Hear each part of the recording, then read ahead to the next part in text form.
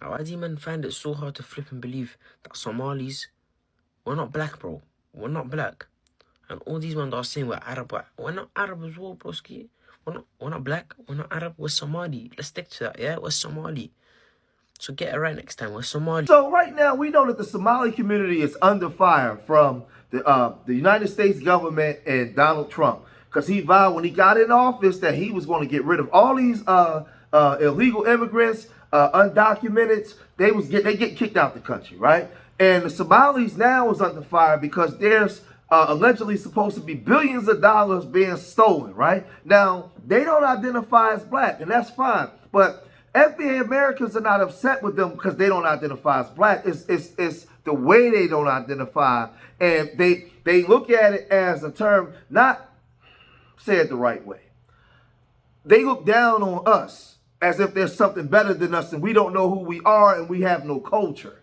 That's why they run away from blackness, because I live over here on the East Coast. There's a lot of Africans that identify as being black. They identify with being Arab. They identify with being a lot of things. But to be considered black would be considered to be like us. You don't want to be like those people. Remember, we were born in one-night stands, right? Somali people have clearly stated that if you're a black American like myself, that we're not the same. They're saying, hey, no, we're Somali. You guys are American. I know we're the same skin color, but we're different. They're saying all Americans. So if you're from America here, no matter the color of your skin, they're going to take over all Americans. And they're saying we're Somali. So that's a clear distinction, clear difference. And they're saying, hey, no, we don't want to be them. We're not them. We're separate. Don't call us your brother. They're saying, you blacks in America, we're not your brothers. We're from Somali. We have our own brothers. You guys have your own brothers, which is all Americans. I mean, they talk, listen, some people could learn some stuff from them about how arrogant they is about this country that they are taking over. Now, as black Americans, when we were growing up, we was taught that Africa was like this big utopia and everything was united. So we was over here pan-Africaning it up, right? In the church, you had the AME church right here in Philadelphia, right? You had all kinds of things that was associated with Africa and blackness and all these different things. And when these groups start coming over, we start finding out that they wasn't on what we was on. See, like, you can come to America back then, as long as you was 10 toes down, you with us. Like, we might call you names. We might call you African booty scratcher and make names, but that was ingratiating you into the culture, into the community. Because the same names we called you, we called each other, right? We did all those things, but you was always accepted. But we found out that you would come and grab all the things you can grab, but you was never really one of us. But a lot of our people today, when we got this movement, this delineation movement, and we're trying to separate ourselves, a lot of our people are still used to being up, still used to loving on y'all and wanting to accept y'all. So you got a lot of our people calling for ceasefires, and they talking like this. I am currently asking for a ceasefire. I'm asking for a ceasefire between the Somalis and the African Americans. Please. We got something bigger going on right now. This is a divide and conquer situation happening in Minnesota. Y'all know we ride together when situations arise out here. When that George Floyd stuff happened, baby, we was out there. Ain't nobody was asking what type of black you was. We all felt that. So I just don't want this ignorant conversation to overshadow what's really happening. Don't give them the upper hand. Why are we acting slow? I'm asking for a ceasefire. If you like me, please put down the shots.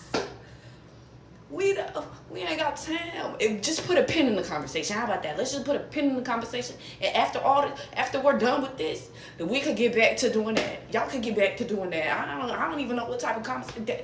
I'm gonna go finish my electrolytes because it's young FBA sister looked like she about the same age as my daughter. And if had I have been in the room when she was talking, or I'd have been in her proximity, I'd have said, "Come here, baby girl, let me talk to you. Come here, let me talk to you." I understand the way you feel because we've been conditioned and trained to go outside of ourselves to get everything that we need. So we don't see the value in ourselves the way other groups see their group, because that lifestyle is predicated on each other. We, in our communities, when a young black boy gets up and he goes to school or he goes to do certain things, he walks through communities that we don't own. There's all kinds of immigrants owning everything in our communities, right? So we got to go outside of each other And because of that, in the system of capitalism, that's why we treat each other the way we do. That's why we always are willing to forgive everybody else but each other. Because the way we've been trained to think and act as if we don't even need each other. Now, these other groups, when they come here, working together as minority groups, and they come in your community sticking together, not hiring you, they shouldn't, because we should have our own, right? They look down on you. They look at you as somebody that's beneath them. Now, mind you, they come from poor countries, right?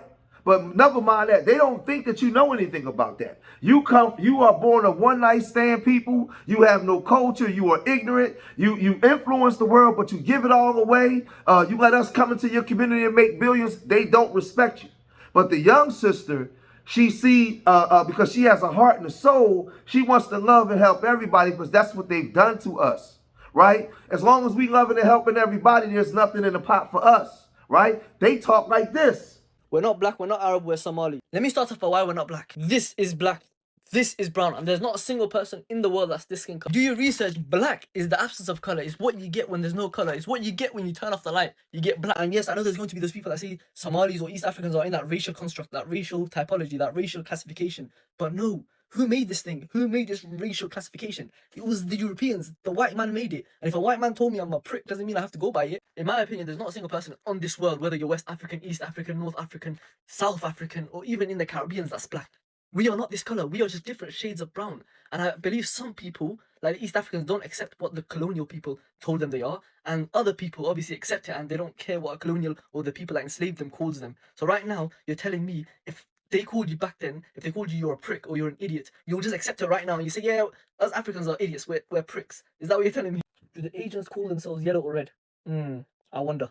Now, for the reason why we're not Arab, yes, we may be in the Arab League, that doesn't make us Arab. We just did that for political time. Somali people came before the Arabs. The East African people came before the Arabs. We are Cushitic people. We are Cushitic speaking people. And the Cushitic language and the Cushitic people came before the Arabs. So you can't tell me we're Arab if we came before them. We don't share the same language, and we speak the Cushitic language. We don't share the same culture. What culture do we have we've got similar to the Arab people? Come on, man. We don't share anything that's similar. The only thing that we share is Islam. And you will find a lot of Arabs that are either Christian, Jewish, Muslim, but you will never, it's hard to find a Christian Somali or a Jewish Somali. Somalis are 99% Muslim. And even that 1% gets disowned. Shout out to China. But see, if you a Kush people and you came before the Arabs and you can articulate this, then why are you a Muslim? The Kushites had a whole culture, religion, customs, everything, right? Some of the stuff he said I agree with, but again, if you listen, because I listened well, when he talked about the colonizer giving you that name and we just run with it as if we're ignorant and don't know who we are. That's why. Listen, you are a Somali. You are a person of Kush. You are those people, right? So now when the W man rains down his hand on you, don't ask us for help. Don't call us. We good. We ain't got nothing to do with it. We out the way. Because the thing is, we are the black people. We're the people with no culture, no identity. We are the black people. We are the